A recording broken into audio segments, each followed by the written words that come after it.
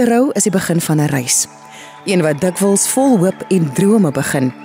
Maar na die trouklokke stil word, wag die werklikheid, kompromieë, uitdagings, misverstande en dieper liefde as wat jy ooit gedink het moontlik is. Trou is die perekoop nie. Neem jou saam met die eerlike en soms snaakse en soms pynlike verhale van huwelike. Die mooi en die moeilik. 'n RSG Bekbazaar waar ons oop kaarte speel oor hoe dit regtig is om saam te leef.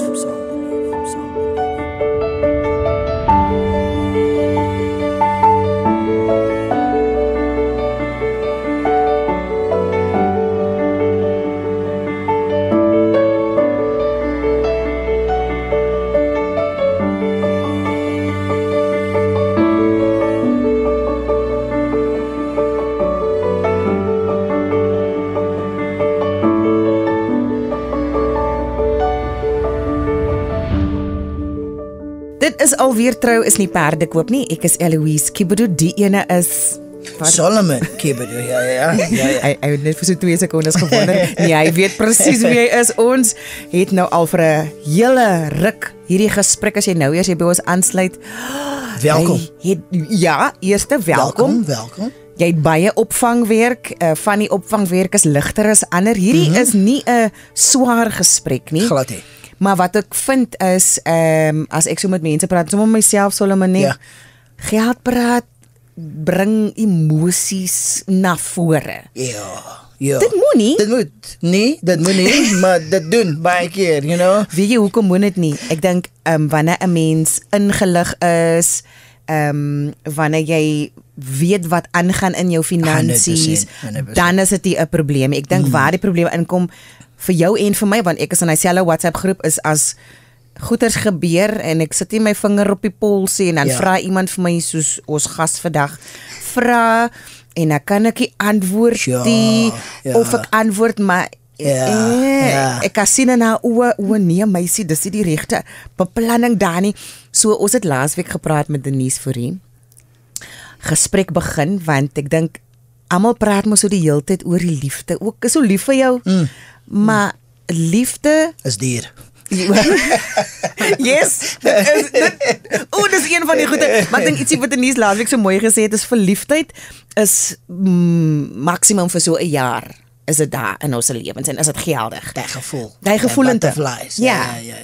En dan begin hy butterflies in gelid vlieg saam, hulle is in formation en dan maak dit nie sulke gevoelentes meer nie, maar dan skop die besluit in. Eintlik moet die besluit vir liefde al lankal inskop, maar ag, jy weet ons val vir die rom-com fairy tale. So wat Denise ons mee help is om die kop en die hart by mekaar uit te kry nie. Yes. So laaste gesprek was so massiewelik interessant. Hoorie, ek het gesit, notas gemaak terwyl ek hier gesit het en toe gaan ek agterna, nee, ek moet nou nog 'n paar notaatjies maak. En dis nie asof die goed wat Denise gesê het nuut was vir my nie, maar net om weer daaroor te praat, laat van die goed meer, ek weet nie van jou nie, maar ek het meer begin verstaan, hoe meer ek het hoor. Kom ek sê vir jou, ek dink ek het Denise se gesprek 'n paar keer gaan luister, oor en oor, want ek dink jy sy besef wat sy aldag sê nie. You know, sy sê net goedjies. Ja, dis vir haar normaal. Dit dra soveel krag en dit is actually openbaring wat sy vir ons gee met wat sy. So vir die luisteraar wat nou vir die eerste keer luister, gaan luister na episode 14. 15. Ja. Hier leer ek en Eloise tel 6, 7. Dit, ja, hoorie, jy hoef my kot jokes maak. Ons gee ons ouderdom nie weg, want my seentjie gaan ook nou dag 6, ek sê, wat op die aard? Man, hulle sit confused en het 6, 7. Ja, okay, dis nou as jy nie kinders op skool het op hierdie oomblikie, gaan jy glad nie weet wat dit is. In fact, ek het 'n kind op skool en ek weet nog steeds wat dit is, so ons is okay. Maar ons het vir Denise teruggeroep en gevra sommer dadelik gesê, hoorie, hier's nog baie wat ons moet weet, want sy is uitsonderlik, sy is nie praktiserende toegelate prokureur, nee Denise, hoor gou of ek reg onthou. En toe het sy vir 'n paar jaar ook nou gewerk met egskeiding, soos sy weet, klomp statistieke en horror stories. Ja. En dis wat ons gaan gebruik om ons te help om daai slaggate te vermy. Maar daarbey saam is sy vir die laaste rolweg 9 jaar is sy al 'n welvaartbestuurder.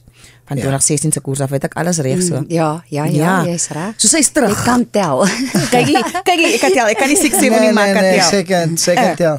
En dit is my interessant dat jy, ek weet ons gaan dit al begin gesels het, dat jy met egskeidings gewerk het en toe besluit jy daarna om te trou. Wat actually baie goed is, man. Maar nou, dis die ding, nee. Die lewe is te kort om uit jou eie foute te leer. Ons kan nie genoeg ons harte breek om alles te leer wat ons moet leer. So wat maak jy? En dis wat Trou as die Perekopie vir jou is 'n plek om uit ander se foute of moontlike foute te leer, sodat jy dit self doen nie. En dit is wat so belangrik is in vandag se gesprek. Denise, lekker om jou weer te hê. Dankie. Ek wil net sê ek dink jou vrou is 'n gelukkige vrou want nou toe Eloise iets sê, en toe stem jy sommer dadelik saam met haar. Ja. So ek dink Denise, come on man. 14 jaar daar. Ek het geleer. Baie gelukkige huwelik. Wendy, die vroue is dit eens, jy het hom baie goed opgelei. Hy het die opleiding gevat, hy's met dit. As ek na huis kom en sy kyk vir my, sê ek is jammer. Ja. Ek weet nie so wat. Ek is jammer.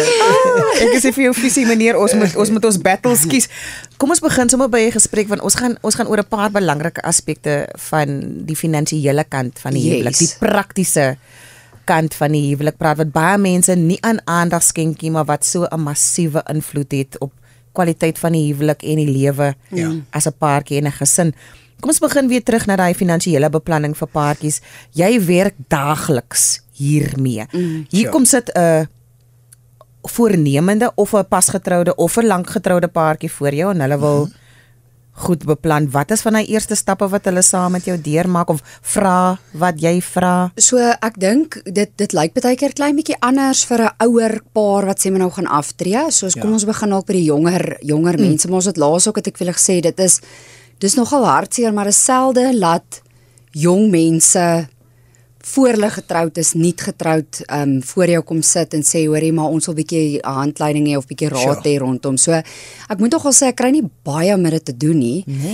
Ja, maar ek dink die beginsel is maar net, die goed wat ons baie keer oor praat, met RSG Finansies, is maar die goed oor begin vroeg spaar. Hoe vroeër jy begin, hoe langer tyd het jy, hoe langer kan daai saamgestelde groei werk, daai 8ste wonder van die wêreld. So ek dink een van die beste stukkies raad is daai voorhuwelikse kontrak wat jy moet opstel, en dan dink ek om so gou as moontlik saam met 'n finansiële adviseur te sit wat jy dalk by jou ouers kry of op 'n verwysing gekry het by iemand of gehoor het van 'n persoon. Of dalk vir jou as hulle onder jou besonderhede check. Yes, om dan daai stap te neem, want ek dink jy gaan nogal verbaas wees, en ons het bietjie daar gepraat laas ook, hoe anders jy dalk na geld kyk. Hy wil dalk 'n huis hier en sy wil 'n huis koop, en dan begin jy nou oor hierdie tipe goed praat, wat jy eintlik voor die tyd bietjie oor moet praat. So daai finansiële goed is verskriklik belangrik om gou genoeg daaroor te praat.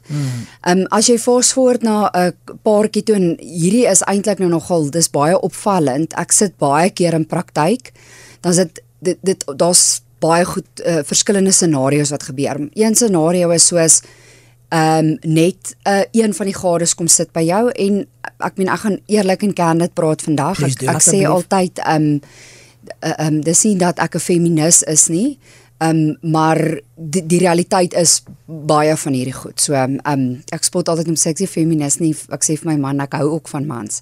So en ek hou ook van braasdra ouens, we need the help man. Maar dis amper 80-90% van die tyd is dit die man wat voor jou kom sit en kom sê jy weet ons gaan nou aftree, en dan is dit baie keer van die scenario waar en veral as jy nou praat oor ouer mense wat sê maar nou 65 is, dit is nog 'n generasie waar die man en vrou albei nie gewerk het nie. Sure. So dit is bietjie meer die realiteit wat ons sien. En dan baie keer begin jy 'n pad stap met, jy beplan vir die gade saam en jy begin 'n pad stap met die man of met die een gade, en jy beplan jou ore van jou lyf af en al hierdie goeters, en dan begin jy vra maar hoe voel jou vrou hieroor, of jy begin goed vra oor, want ek is nogal 'n voorstander daarvan dat jy geld in albei gades se name moet hê, net vir die plain rede, nie dat ons geld uit jou naam uit wil hê of dat iemand nou jou wil verneek of iets nie, maar as jy doodgaan, jy's nou die primêre finansiële ou in hierdie huwelik. As jy doodgaan, vat dit 12 tot 18 maande, partykeer 24, partykeer 36 maande, hang af hoe gecompliseerd jou boedel is, om afgehandel te word. En as alles in jou naam is, waarvan gaan jou gade lewe? Sure. Hulle kan huis verloor, alles verloor, want hulle kan nie die rekeninge betaal nie. Yes, so dit is maar net altyd 'n belangrike ding. Sit 500,000 of 200 of hoeveel 100,000 nou ook al in die ander gade se naam, want jy kan vrylik tussen gade skenk, nê? Daar's nie belasting nie. So ek kan Soos transfer of skenk. Yes, Okay. ek kan nou die helfte van my belegging eenheidsoordrag doen na my man se naam toe. Wow. En ek vul 'n vorm in en dit word oorgedra en hy aanvaar dit as my eenheidsprys 1 was, is raak sy nog 1. So daar's nie kapitaalwinsbelasting nie, daar's nie skenkingsbelasting nie, niks sulke goed nie.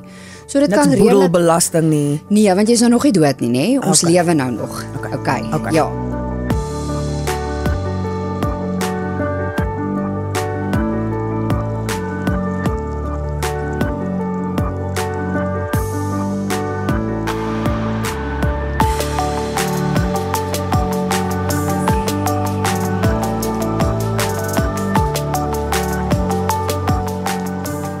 So dis altyd wys om in een van die gades of in albei gades se naam ten minste 'n bedrag geld te hê, dat as een van hulle te sterwe kom, kan die ander ene ten minste aangaan, want iemand het my nou dag, ek het bietjie by 'n vriendin van my gaan raad inwin voor ek met julle die vorige keer kom gesels het. Sê ek, is eintlik 'n borgstorie dat hulle jou boedel of jou bankrekeninge vries as jy doodgaan. Nou, dit is nie 'n borgstorie nie, dit gebeur wel, maar jy moet besef daar's 'n administratiewe proses. Dis nie asof jy vanaand doodgaan en môre is jou rekeninge gevries nie. Ons skryf dit nie voor om vir iemand te sê trek geld uit 'n rekening uit nie, want jy gaan vergelding moet gee vir daai geld, so jy kan dit nie net uittrek nie. Maar as dit daar 'n scenario is waar jy byvoorbeeld 'n begrafnis moet betaal vir jou ten minste nog vir 'n maand se goed voorsiening maak en jy is die enigste erfgenaam, dan is ons bietjie meer lenient om te sê, jy kan dit doen. Maar moet nou nie laat die kinders alles erf, as jy nie weet wie is die erfgenaam nie, moet dit nie doen nie. Eintlik in alle scenario's moet jy dit nie doen nie, maar partykeer word jy genoop om dit te doen. Want jou bankrekening word nie gevries nie, dit is eers wanneer die eksekuteur na die bank toe gaan en jy 'n doodsertifikaat vir die bank gee en sê, Piet is nou dood, dat hulle fisies daai rekening vries. So dit kan 2 maande na die tyd wees. So moet nou nie ongeruimthede doen nie. Asseblief, ek skryf dit glad nie voor dat ek nou sê Hier is nou nie vir koop fraud. nou vir jou McDonald's en gaan mal nie. Of dalk daai Ferrari of wat het ons nou al gesê? Lambo. Moenie die Lambo koop nie. So interessant wat jy nou noem, want ek weet ek en my goeie vriend was in besigheid saam en ons moes sekere goedjies gedoen het en daar was nog as 'n groot bedrag geld in 'n account wat ons weer saam Ja. En toe was die voorstel van ons accountant, ek weet nie wat is dat, boekhouer, ja. Sê, sit die geld in 'n ander account waar sy naam nie gekoppel is aan nie, want dit gaan dis gevrees goeie word. advies, ja. En toe toe is dit so mal van doen, so al goedjies nou oordra. En Is hy oorlede? yes, O. yes. En toe was 'n besigheidsvernoot, ja. Daai datum van dood is altyd die so as jy dit na datum van dood geskuif het, of dit nou 'n dag daarna is of 3 weke daarna is, die eksekuteur gaan trek die bankstate van datum van dood. Ek wil nou net gesê, Yes. So dis rekord. So hy gaan vir jou sê waar is hierdie 200,000 rand? 100%. Ons sien jy die geld getrek, Yes. waarheen het dit gegaan. Ja, so jy moet dit nie vat en dink, o, lekker gaan nou mee wegkom nie. 100%, ja, jy moet ja. vergelding of jy moet sê, okay, ek het 30,000 rand getrek, die begrafnis was 20,000 en hier het ek alle strokies gehou wat ek die munisipaliteitrekening en dit en dat in die volgende betaal het. Ja. Want onthou, dit raak die koste van die boedel na datum van dood. So as jy kan bewys dit was vir die oorledene namens die boedel, dan is jy 10 en fine. Maar ja, so daar is, so om terug te kom net na, dis belangrik om in albei gades se name geld te hê. Punt. Dis belangrik. Jy moet dit doen. Weet jy wat die een ding wat my ook opval, Solomon en Denise, is ons as 'n samelewing, ek sit myself absoluut daar in hy posisie, het 'n wanopvatting van die tydsverloop. Ons het so gekyk na LA Law en al daai reekse wat goeders in 'n uur se kant opgelos word, dat as jy nou hier vir my sê, dit kan dalk oor 2 maande gevries word, wanneer iemand in hy rouperiode praat van vries, dan dink jy dis dadelik, dan is daar amper 'n paniek wat in mense ontstaan, maar nou hoor ek, selfs met 'n hofgeding, of selfs met 'n oplos van 'n boedel, 18 maande tot 2 jaar tot 4 jaar afhangend. Dit is lang periodes tyd. Ja. Ons weet, ons besef, ek besef dit nie. Ja, dit is. Jy moet voorsiening maak daarvoor en dis 'n groot deel van ons werk, is om daai beplanning te doen om te sê, onthou jy kan op verskeie maniere. Ek het nou laas vir julle verduidelik met jou pensioenfonds, met ander woorde as jy nog nie afgetree is nie, nê? Ek kan nie onthou of ek dit verduidelik het nie, maar sekere bates werk ook bietjie anders. Soos pensioenfondse is buite jou boedel. Wat beteken, as jy doodgaan, hardloop dit nie deur die eksekuteur en daai hele proses nie. Okay. So gaan 'n voorbeeld skets. Ek is by PSG se pensioenfonds. Okay. Ek het 2 miljoen daarin en ek kom nou vandag te sterwe. Okay. Dis nie 'n bate in my boedel nie. Ek moes by die pensioenfonds begunstigdes genomineer het. Okay.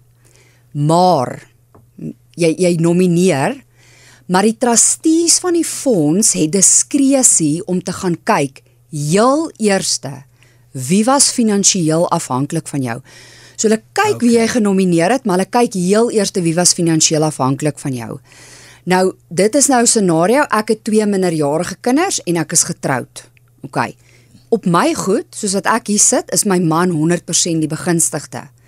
Die trustees van die fonds gaan 10-1, daar's 'n 99% kans, dat die trustees van die fonds sê, nee wag, hierdie 2 kinders is finansiëel afhanklik van jou, ons gaan aan hulle 'n gedeelte toeken, nê? Dan override hulle jou nominasie. So jy nou mooi verstaan, dis ek is nog in die pensioenfonds, ek het nog nie afgetree nie, ek dra nog by, ek het nog nie afgetree nie. Dan die trustees van die fonds se diskresie om te gaan kyk, hulle het 12 maande, volgens die pensioenfondswet, om te besluit, wie is finansiëel afhanklik van jou. Sure. Okay, so volg jy wat ek sê? Ja. Ek gaan nou dood, ek stalk die broodwinner in my huis, of ek verdien meer inkomste as my man, of wat ook al die scenario, of ons het deelinkomste nodig, ons het altyd se inkomste nodig. Ons dink die hele tyd, nee man, alles gaan alright wees, Denise het 'n vet pensioen, nê? Ek het nie eintlik nie, maar Denise het 'n vet pensioen, nê? En jy is lekker gerus. Nou begin daai proses. Nou begin die trustees van die fondse sê, nee, ons soek bankstate, ons wil sien wie het vir wat betaal. Nou het hulle ontmoet 1 keer 'n maand gewoonlik die trustees van PSG se pensioenfonds of van alle pensioenfondse. Dan praat hulle en deliberate hulle nou eers. Nou is my man sê my ongelukkig, hy het dalk nou die kat in die donker geknyp, jy weet. Nee, dis nou onaanvaarbaar. Ek sal na die kinders kyk. Nou begin hy beklei met die trustees. Hy is ook dalk nou 'n groter aandeel, allerlei sulke goed. Ek was een keer by 'n scenario betrokke. Dit was eintlik verskriklik geweest, nê? Die man en vrou was getroud en hulle is geskei. Okay, geskei en toe is die man oorlede. Hy het 3 kinders, 2 was finansiëel onafhanklik, klaar vir hulle self gekyk en gesorg en die 3de een was nog op universiteit gewees. Hy het dwelmprobleme gehad. Okay.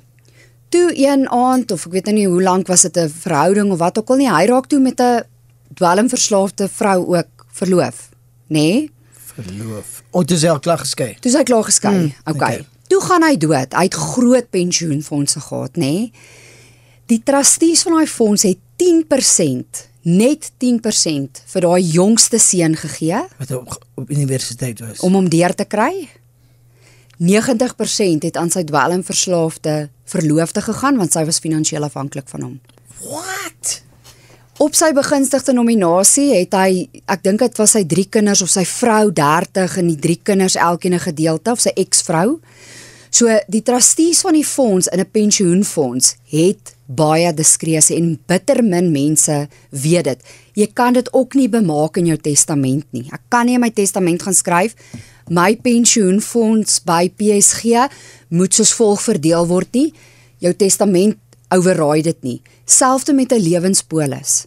Maar ek bedoel, is daar niks diskresie om te sê dat die ander persoon wat die 90% kry is op drugs nie, miskien moet ons dit nie vir So haar gee daar's maniere hoe hulle kan uitbetaal. Dis nou die volgende stap as hulle nou besluit hulle het 'n award gemaak aan iemand of 'n toekenning gemaak aan iemand, dan kan ons al verskeie maniere hulle kan aan die persoon self uitbetaal. Hulle kan dit vir jou uitbetaal dat jy inkomste kry of hulle kan dit vir jou in 'n wat ons noem 'n beneficiary fund inbetaal. En haar goed is toe in 'n beneficiary fund in sodat daarna haar gekyk kan word. So sy het nie die geld gekry om Nee. dit op te snyf nie. Okay. Ja. So hulle Eintlik 'n mooi storie op die ouend want sy is toe nou skoon en sulke goed het toe nou ek sal ook gebeur. skoon raak as ek 20 miljoen in 'n kitty het. I'm sorry. Like wow. Maar ja, dit mense weet nie altyd. Hulle En sê altyd my kinders. pensioenfonds gaan sê maar nou aan hierdie een of daai een. Jy het eintlik dis net in gevalle waar jy nie finansiëel afhanklik is het nie.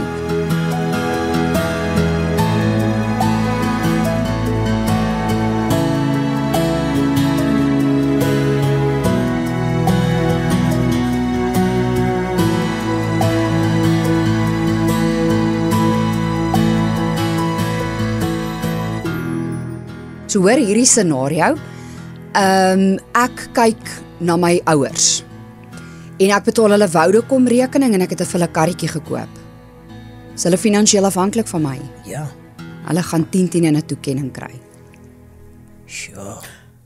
So wow, so 'n mens moet weet dat dit is hoe dit werk, dat daar diskresie van die pensioenfonds se trustees inskop.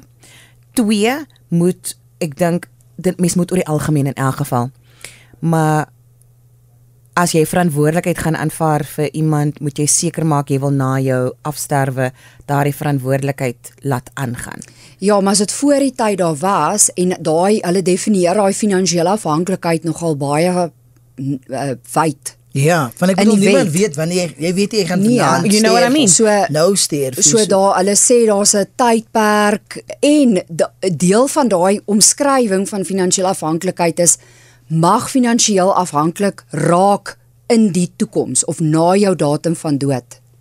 So jou dood mag dalk lei tot die feit dat Presies. Yes.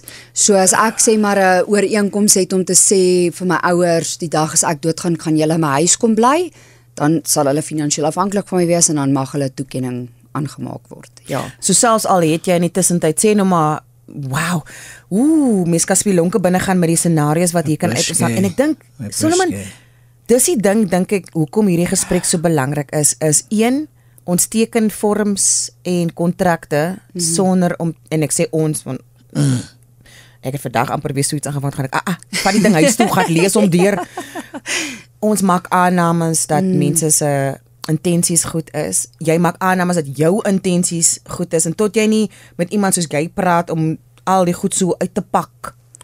Die ander ding wat ek ook nou aan sit en dink is soos voogde in gevalle waar jy as jy getroud is, onthou altyd hierdie reël, die hof is altyd die oppervoog van 'n minderjarige kind. So wat dit beteken is, ek en my man kan getroud wees en hy kan dalk 'n dwelmverslaafde wees, dan is dit mos nie die beste van belang vir my kinders sodat hy die voog is nie. Ja. Al het ek in my testament gesê hy is die voog sou ek iets oorkom. So die hof het altyd diskresie. So kom ons sê nou maar my ouers gaan nou hof toe en hulle sê nee, maar hy het nou al lank 'n dwelmprobleem, die kinders kan nie by hom bly nie, hulle bewys dit en alles dan die hof bly altyd die oppervoog van die kinders.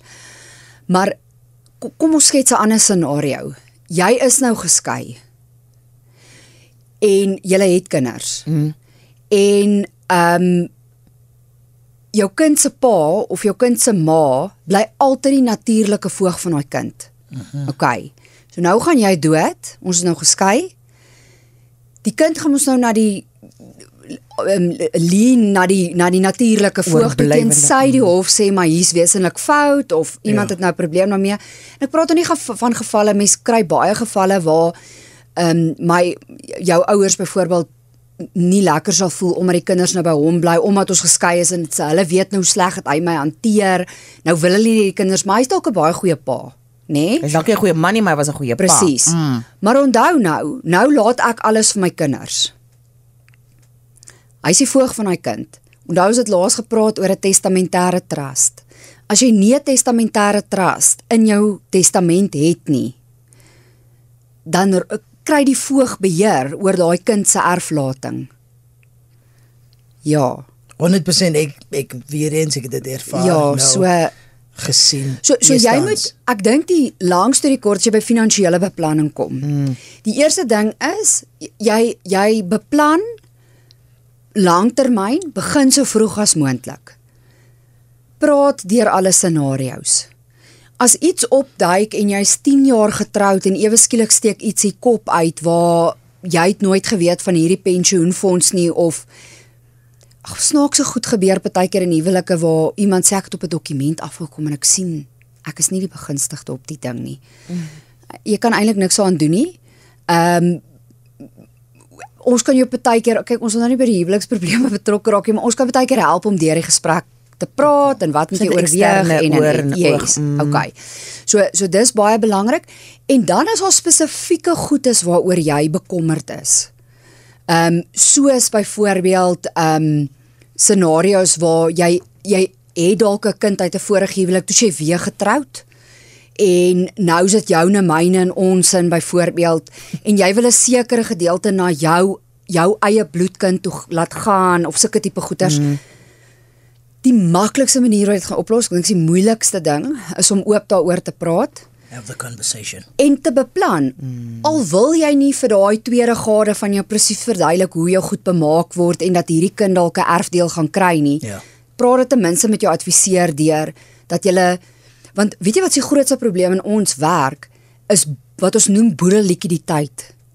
So baie keer is daar baie bates. Daar's huise en karre en beleggings en aandele en allerlei goed. Maar ons niks kontant, want onthou vir daai 12 of 18 maande moet die levies betaal word, die rekening moet betaal word, al die tipe van goed. So daai likwiditeit, ons doen 'n berekening wat ons noem boedellikwiditeit, jou boedel se cashflow. Hoeveel kontant of hoeveel geld het jy nodig om boedelbelasting, die aanwas-eis te betaal, al daai tipe van goeders. Dis 'n ordentlike finansiële beplanning of 'n boedelbeplanningssom. En in daai som neem ons in ag hoe jy getroud, binne, buite, met of sonder die aanwas. Al daai tipe van goed bereken ons daar. Om dan nou te sê, soveel kapitaalwins gaan jy betaal die dag as jy dood is. Onthou as jy hierdie ding aan hierdie ou bemaak, is dit die reël wat hier van toepassing is. Polisse werk ook baie spesifiek. Jy kan nie net, jy kan 'n polis uit die aard van die saak kan jy bemaak aan iemand, maar kom ons sê nou jy bemaak 'n polis aan jou pa. Net 'n polis wat aan 'n gade bemaak is, word uitgesluit vir boedelbelasting. So nou het ek 'n 3 miljoen polis op my lewe, maar hy gaan nou aan my pa. Daai 3 miljoen is 'n bate in my boedel. Okay. Wow. Net ons praat van 'n en hier's nou weer 'n grappie wat ek altyd van praat in boedelwetgewing. Ons noem dit 'n artikel 4Q. Alles wat na 'n gade toe gaan. En dis nie daai ons spot altyd in ons grappies 4Q. 'n 4Q eis. Artikel 4Q eis. Ons hoor jou. So 'n artikel 4Q eis. Alles wat aan 'n gade gaan is uitgesluit vir boedelbelasting doeleindes. Maar enigiets wat na 'n derde party, enige ander party as jou gade toe gaan, selfs aan jou kinders. Selfs aan jou kinders betaal jy boedelbelasting op. En dan kom daar nou baie reëls in, soos die ou wat die polis kry, is dit 'n derde party is, die boedelbelasting wat daai polis aantrek, gaan daai persoon heel moontlik moet betaal aan die eksekuteur. Nou, daar is, so in daai boedelontledingsom, kan ons al daai goed in ag neem om te sê, en jy kan nou scenario's vir die ou gaan skep, om te sê, as dit na die een toe gaan, gebeur dit, en is dit na daai, en is dit na trust toe gaan, is dit gebeur, en dat gebeur, en hier gebeur, en daai gebeur, speel dit so uit. Ja. Denise, net as 'n vrou hier wat hier sit, nee, ek dink een van die grootste vrese en hoekom so min vrouens selfs vandag in 2025 saamkom, is dit soos met papierwerk, kontrakte en goeders, dit klink vir sommige mense net bo hulle vuurmakplek. Want daar is nie so baie vrouens wat in finansiële sektore werk of in die legal veld waar hierdie taal En ek weet ons het nou alomheen toegepas. So ek hoor dit jy vir iemand my wat sê, luister. maar ek gaan vir jou vra, as jy 'n breinaneurysme of 'n long of 'n hartklont, ek is nou nie 'n dokter nie, nê? Sê jy vir die dokter, nee, wag. Jy gaan nou vir my stap vir stap moet verduidelik. Jy moet stap vir stap verstaan wat met jou gaan gebeur. Myne vir ek wil nie hê jy moet by iemand sit en net glo alles is honkie-dorie en jy verstaan nie, jy het nie 'n begrip wat gebeur nie. Maar as ek nou bluntly honest moet wees, ons kry te veel en dit is seker omdat jy dalk skelm adviseurs, maar ek meen jy kry skelm dokters ook, jy kry skelm prokureurs, jy kry skelm almal, nê? Maar as jy op verwysing na iemand toe gegaan het, dis altyd vir my die sleutel.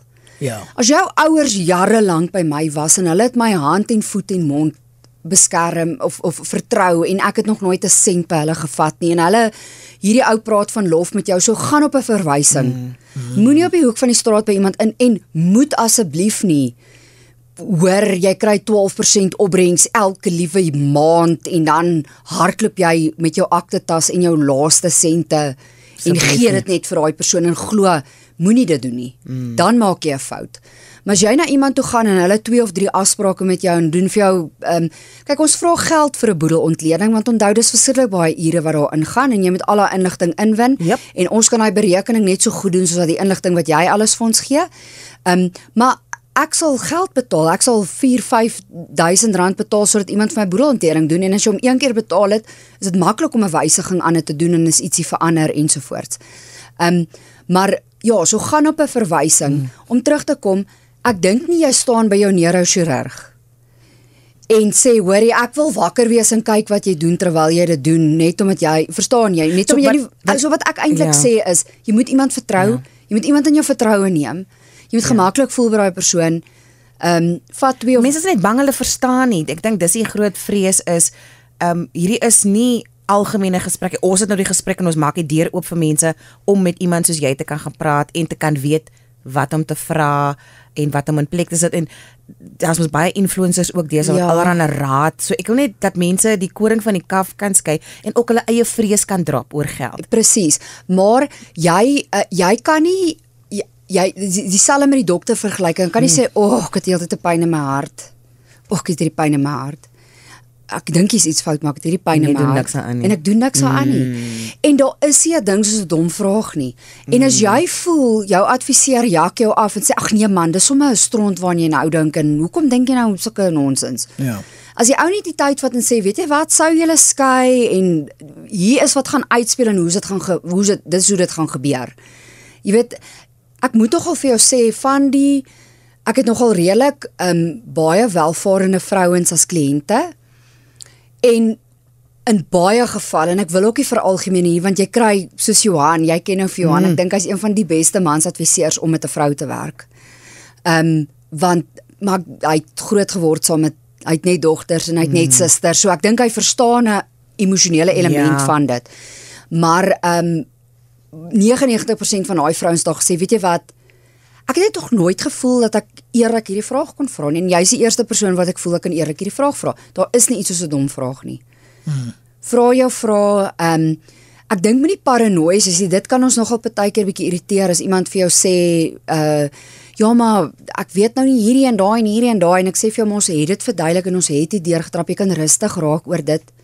Jy weet, so dis soos 'n terapeut ook of 'n dokter, as die aanvoeling tussen julle okay is, dan kan jy maar daai vertroue verhouding begin. As jy by daai punt van vertroue, ek het kliënte wat byvoorbeeld vir my sê, hoorie, hier's 10,000 rand, ek betaal dit in die rekening, ons betaal nou nie my rekening, in die beleggingsrekening in, allokeer dit waar jy dink jy moet.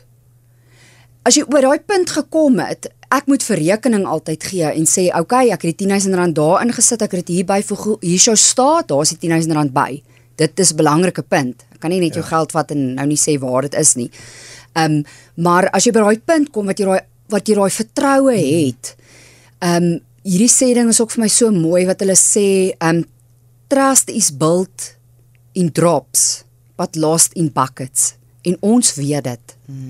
Ons weet, dit vat 'n druppel vir 'n druppel vir 'n druppel om die vertroue te bou by 'n kliënt. En na 2 of 3 of 4 jaar begin jy agterkom, jy's hierdie ou vertrou my nou en as ek sê sit dit daarin, hoor jy jou belastingvrye spaarplan dit dat, dan begin die ouens dit doen, maar jy moet by daai punt kom.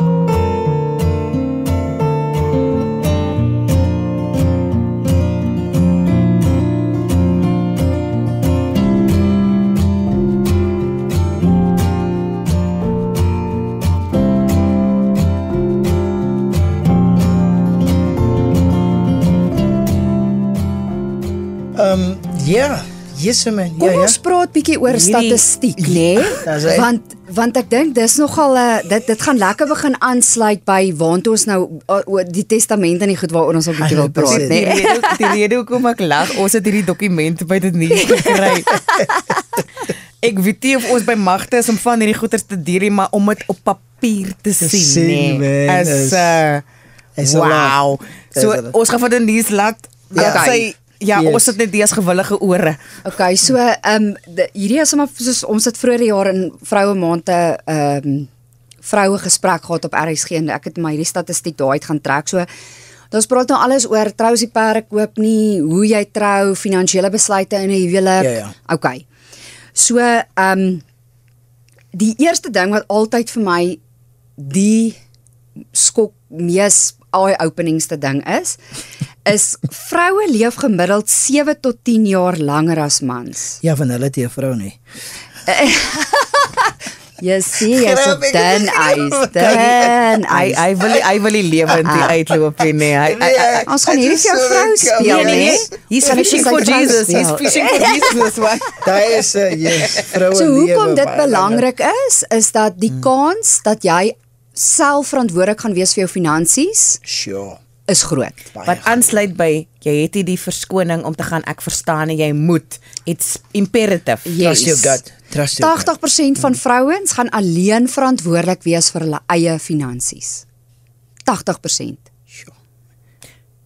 Getroud of ongetroud? Getroud of ongetroud, maar die kans dat jy getroud is en jou man gaan uitoorleef is groot. Ja. Ja. Kyk, ek het 'n paar voorbeelde al in gevalle wat ek sien in my persoonlike lewe. In jou vriendekring? Ja, ewen as ek kyk na my ma, my skoonma, almal is my ma het yes. Is lang dood en die die ouer skoonma, almal is nog op hulle eie en nou. Maar nou wil ek hier by sê in hakies of in 'n caveat, nê?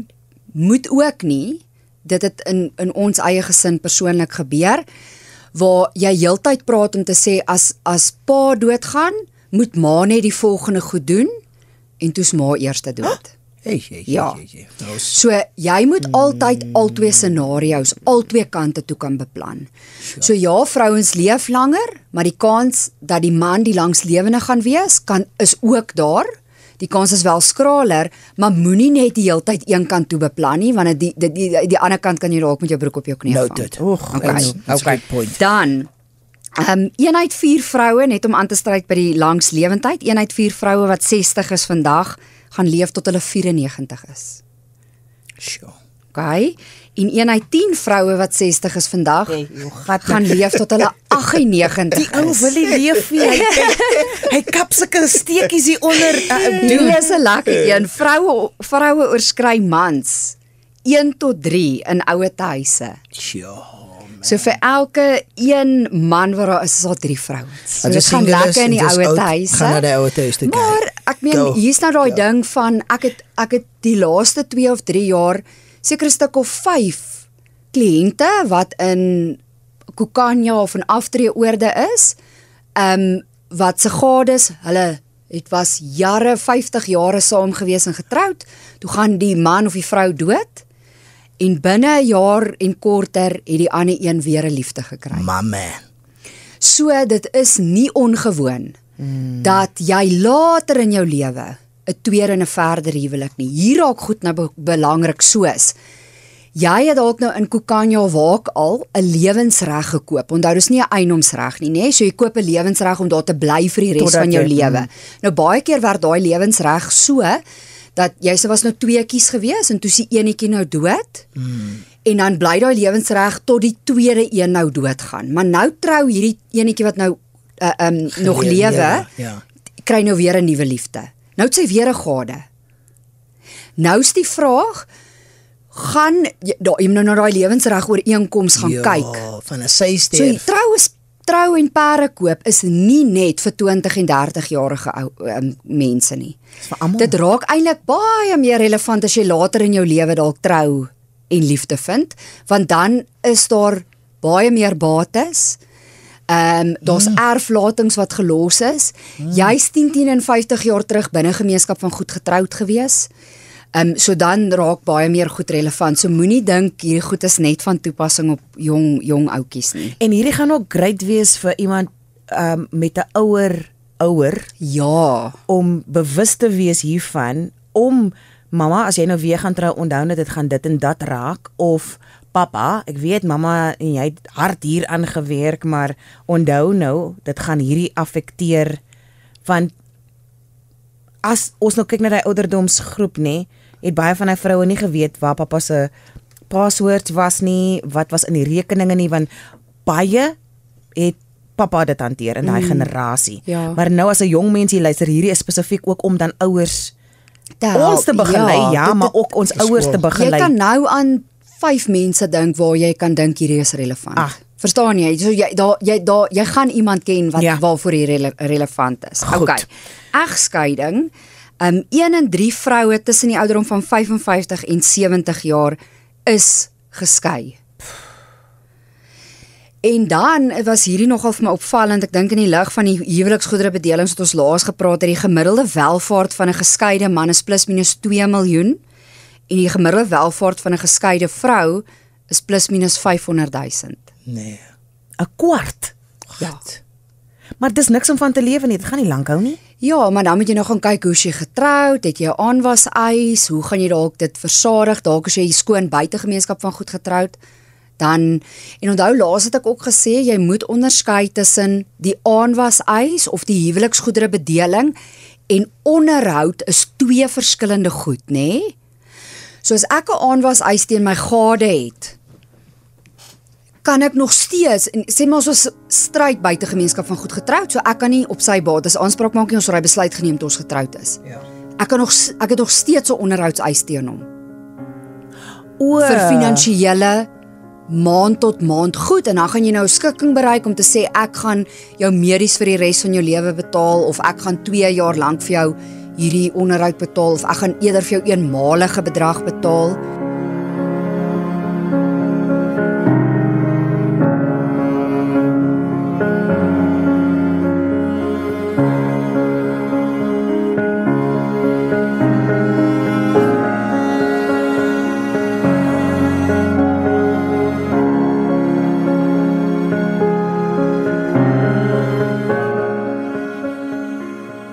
Ander ding wat ek ook nou aan sit en dink is, en hierdie ding sien ek nogal baie, as jy skei, nê, en daar's 'n onderhoudsverpligting of 'n verpligting wat een gade teenoor 'n ander een het, maar jy's nog geskei. So kom ons sê nou maar stereotyp. Geef ons 'n voorbeeld. Man en vrou is geskei, die man moet onderhoud vir die vrou betaal. Ja. As hy doodgaan, wat gebeur met haar? Die onderhoud. het sy nie meer 'n eis teen sy boedel nie? Sy het die eis teen sy boedel, maar jy moet eintlik aanspraak maak om te sê jy wil 'n polis hê, 'n lewenspolis, of een of ander sekuriteit, dat as hy te sterwe kom voor hierdie afbetaling of hierdie onderhoudseis plaasgevind het, dat jy verseker is dat jy likwiditeit het teenoor hom. Maar julle is dan geskei vir 'n rede, so hy gaan mos nou nie maklik vir so 'n polis instem nie, of So hoe? jy kry, onthou polisse kan jy struktureer dat jy byvoorbeeld die eienaar is, maar hy's die betaler. So jy het altyd 3 partye in 'n polis. Jy die versekerde lewe, die ou wie se lewe dit is, 'n eienaar en 'n betaler. Ja. Is die 3 partye. So jy kan 'n deel maak van jou onderhoud, Yes. dat die onderhoudskikking vir die onderhoud deel van dit is dat daar's 'n polis vir as hy sterf, is die onderhoud nog Voor die- steeds. Presies, dan betaal daar nou 'n Onderhoud lompsom uit en jou eis is bevredig en jy kan aangaan met jou lewe en jy hoef nou nie in te wonder en 'n eis dalk net teen sy boedel en 18 maande later het jy nou die eis. Want onthou 'n skikking is 'n eis, 'n geldige eis wat jy teen die boedel kan indien. So jy gaan daai metode kan volg, maar as jy nou wil seker maak en sê maar weet jy wat ek wil dit skoon hou, dan is dit nou maar net iets wat jy kan oorweeg. Ja. Kykie, ek wil net sê nee, hierdie is soos om in 'n universiteitsklas in te loop as 'n hoërskoolkind. Nie in die sin van dis goed wat ek en Solomon eintlik al moes geweet het, maar vir een of ander rede, lewensomstandighede of dit was net nog nie op die tafel nie. Is dit nie, ek weet nie van jou nie, maar ek is besig hoe om sommetjies te maak. My oë is groot want ek probeer alles inneem. Ja. Maar Eloise, ook jy moet ook weet nê, soos dat ek nou hier sit, gelukkig getroud en ek dink nie aan hierdie goed totdat ek nie regtig die dag dalk met dit moet deel nie. En ek dink ook wel, kyk, dood is 'n ander sekerheid. Jy weet dit gaan iewers kom. So jy moet eerder, jy beplan asof jy nou vanaand of jy staan nie op en jy kom iets oor. Dan moet die dinge alright wees, want jy weet nie wanneer gaan dit wees nie. Maar ek dink jy beplan vir 'n egskeiding en dan partykeer vind jy nou maar hierdie goed so along the. So ek moet nie te upset wees as ek so. Nee, ek dink jy moet nie, maar jy moet ja. Net 'n bietjie. So klein bietjie. Weet jy wat? Een van die mooi dinge wat my pa agtergelos het was en ek weet nie jy het dit nou genoem net so by the way is die medies dat ek dink hy het iets uitgewerk dat haar mediese fonds vir die res van haar lewe gaan gedek word. Ja. En daai is so cool van my ma so siek en sy het dit so nodig gehad en voor hy gesterf het was sy nie eens so siek soos wat sy nou is nie. Obviously met die jare en ook die kroniese siekte wat sy nou het help dit so baie. Ja. Want ek sê altyd as ek my vrou kyk, daar is nog as iets wat ek wil doen, agterlaat vir jou, my vrou of vir die kinders, dat die mediese fonds at least gedek is vir die res van hulle lewe. Ja, dis 'n baie, ek dink is 'n baie goeie plan, ja. En ek het dit laas ook gesê, wil jy eerder jou vrou of jou naasbestaanes, jou vrou is uiteindelik meer relevant, met niks los. Ja. Dat sy wel die verkeerde tweede huwelik moet gaan soek. Want jy hoor so baie daai ding wat hulle sê, daai nuwe kaland gaan nie met my Hilux bakkie ry nie. Jy weet, maar ja, so ek dink dit is 'n baie mooier manier om iemand vry te spreek en te sê, weet jy wat, as jy weer liefde vind, maar my vrou of my man, trou net vir die regte rede, omdat jy lief is vir daai persoon en omdat daai persoon jou nou nie vir 'n ride wil vat of wat ook al nie. Ja. So ek dink dis maar die belangrike ding. Dan wil ek nog so 1 of 2 hertrou statistiek. Is ook 'n lekker een waar ons kan kom. Dis juicy. Ek wag. Want ons het nou net gespot en gesê, die man sê 'n ander knaap gaan nie met sy Hilux kom rondry nie. Maar weet julle wat is die realiteit? Die ander man ry in die Hilux rond. Nee. Die man trou makliker, die weewenaar trou makliker en vinniger as die weduwee. Awe, want ek kan nie alleen survive sonder die vrou nie. So dis baie interessant. Sorry dat ek lag. Mans is 60% meer likely om te hertrou binne 2 jaar van 'n gade se dood. Sure, weer eens, I see that. Minder as 20% van vroue trou weer na die dood van hulle gade. Wow. 60 versus 20. My ma en skoonma. Ek wil nie hê hy moet daai ander vrou. Maar jy ken mos daai grappie, ek like altyd hier. Hy baie jokes te nies, maar jy het ook baie ervaring praat. Dis mos die vrou, ek is ook links, maar ek speel ten minste regsgolf. Ken jy hom? Ja. Die vrou is links en sy sê vir haar man, weet jy wat, jy sê altyd jy is so lief vir my, wat gaan jy nou met my linkerhand se golfstyl doen as ek die dag iets oorkom? Dis sê nee, sy's. Dis sê nee, moenie worry nie, sy's regs.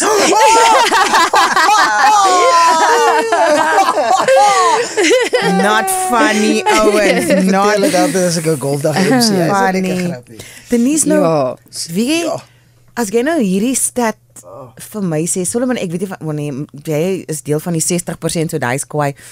Nou sit en dink ek wat ook baie nou in die moderne samelewing gebeur, nê? Daar's so hierdie struggle oor wat beteken dit om nou man te wees vandag. Want die skaal het so 'n bietjie getip in die guns van vroue. oor die regstelling van verlede se, weet, goeters, inequalities en so aan te. So nou is daar baie vroue. Jy praat ook van jou kliënte wat welvarend is. Nou sy kwylappies, haar boedel is solid, nee. Hy sterf en sy's of hulle saam, huwelik, ek dink nou net aan hierdie scenario. En sy is die grootste bydraer tot die pot. As jy nou kyk na laasweek se. Hulle is buite gemeenskap met die aanwas, maar sy het die groot pot en hy die klein potjie want weet, goeie sit in haar guns uitgewerk of sy het hard gewerk of wat ook al. Ja. Hoe maak sy, want ek dink dit is ook 'n vrees vir baie vrouens.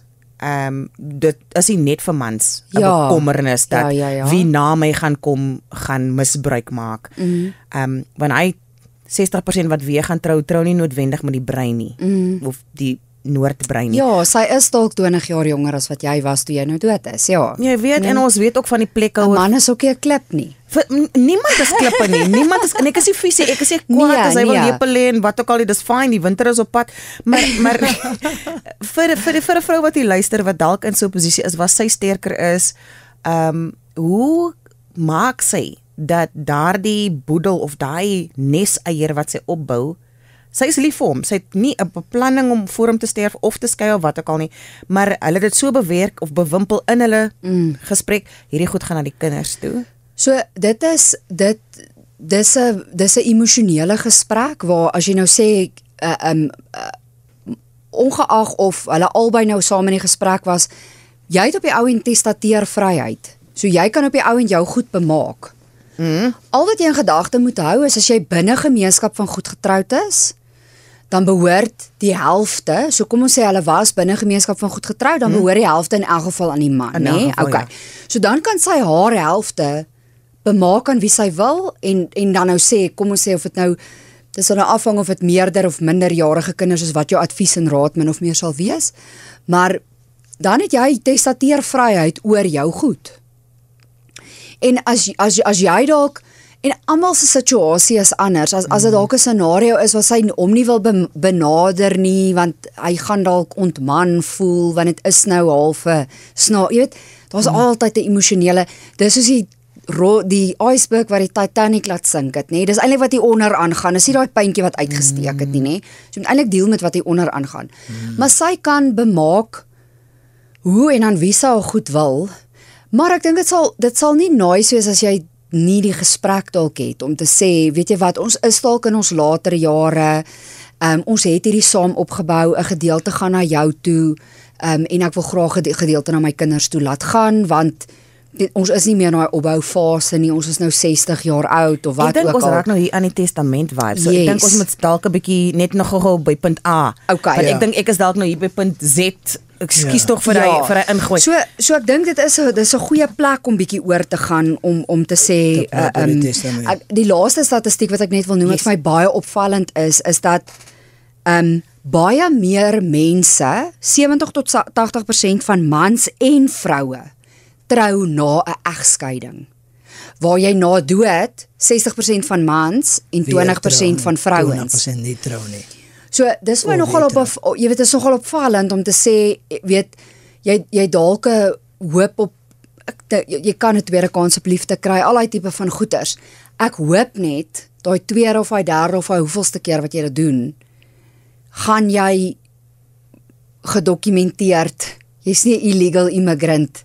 Jy weet, doen dit op die regte manier ten minste. Ja. Dit is maar daai sê ding van fool me once, shame on me, nee. So die kans dat jy gaan trou na jy geskei is baie groot. Groter as wat dit is na dood.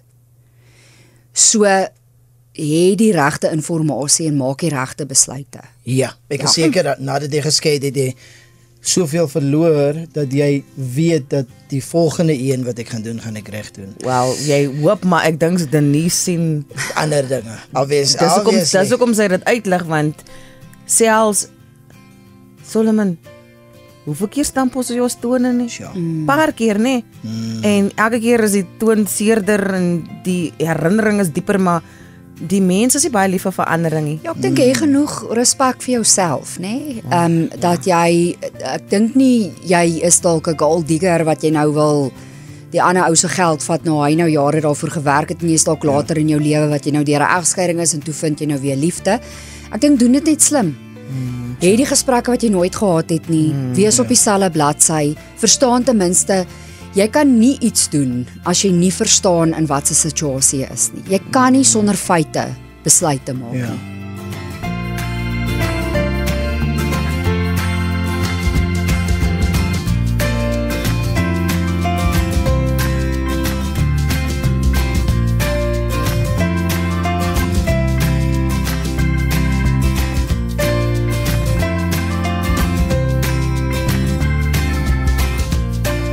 Die tegniese versorging van Al die Trou is nie perde koop nie episodes is meesterlik deur Eshwin Klassen behartig. Dankie meneer vir jou magic wand.